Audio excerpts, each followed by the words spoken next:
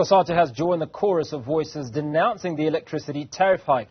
The reaction comes as Nersa approved an 18.65% increase for Eskom from April.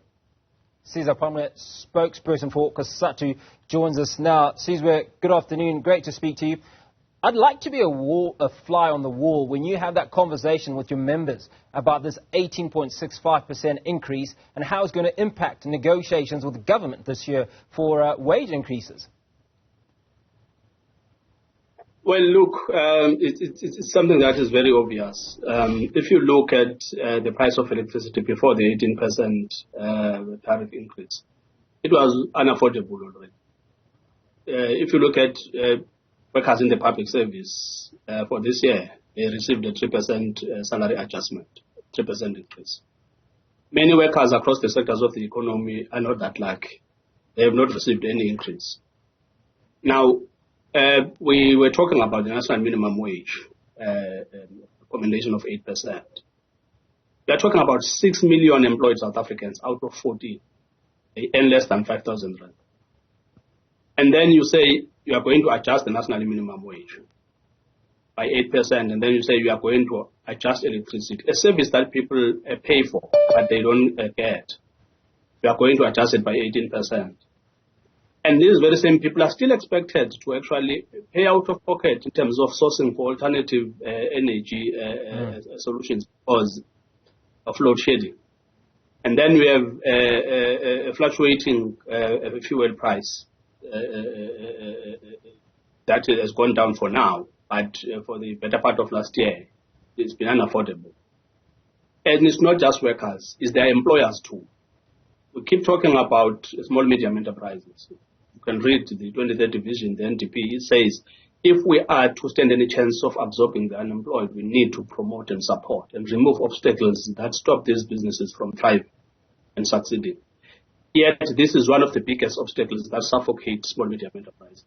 So, it's calamitous for workers, calamitous for communities, even worse for employers, because these employers that are expected to actually absorb the unemployed are actually going to be considering arrangements going forward. Now, does this circumstance not put you as a representative of the workers under an immense amount of pressure? Because obviously government is reluctant to pay anything close to the 6 or 7% that is in inflation. But the people that you represent obviously are looking to get some form of subsidy. No, you can rest assured that you are going to see a lot of strikes across the sector. Already last year, if you look at what happened last year, there's ongoing mobilization actually in the public service. It's not yet over. We saw strikes in the transport sector. You saw at Hardcore, you saw at Transnet, you saw in the mining sector, and you saw in the retail sector. There's an ongoing strike at Macro. So you are likely to see more strikes across the sectors of the economy as long as government fails to recognize that these workers are fighting for themselves. So I seem to have lost you on the back end of that question. But if we go back and try to put all of this into perspective, between 2007 and 2022, Eskom has enjoyed increases of 653%. Now that in most economies would be untenable. Well, it is untenable for this one too. The problem is that we're not running an economy. If all of the people who are entrusted with managing this economy were actually doing their job, they would not have allowed a situation like this. In 2019, as Labour, we came out with a proposal. We said, look, these tariffs, 250% over the last decade at the time. We said these tariffs are actually not being utilized to revamp the routing infrastructure. They are being used for debt service cost, to pay interest on the 400 billion debt. At the time it was sitting at 400 billion.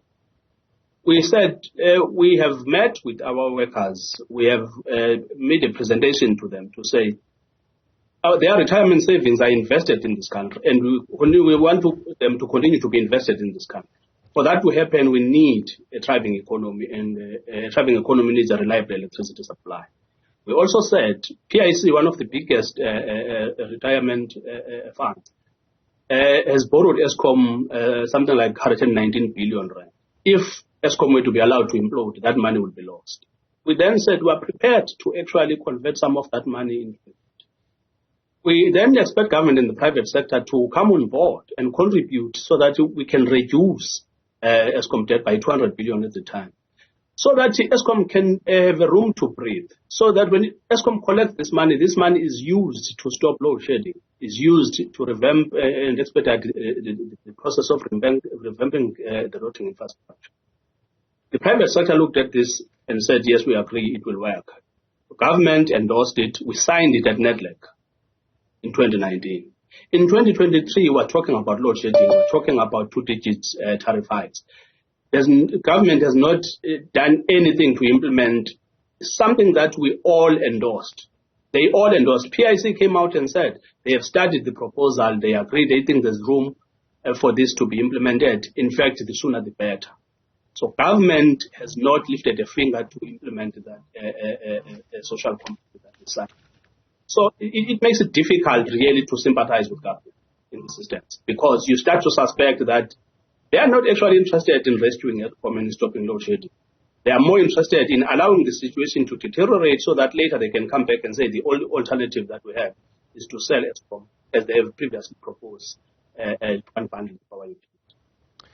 Sizwe, difficult times indeed, but before we let you go, we are currently, the nation is mourning Dr. Jinwala, who passed away on Thursday. Your reaction to her untimely passing? Well, as the Federation, we want to send our condolences to her family. She's part of a generation that really stood up for all of us. This is a generation that refused to live in a South Africa that was racist, South Africa that was sexist, South Africa that was exploiting black people. And she didn't just prove herself before 1994. She actually was one of the leading lights when it came to the entrenchment of democracy in this country. At the parliament that we have, she was one of the very visible faces of the first parliament. So we are really the beneficiaries of her legacy, and we can only really say we will remember everything that she did for all of us and make sure that we do. Sizwe Pamla, spokesperson of Cosatu, appreciate your time this afternoon.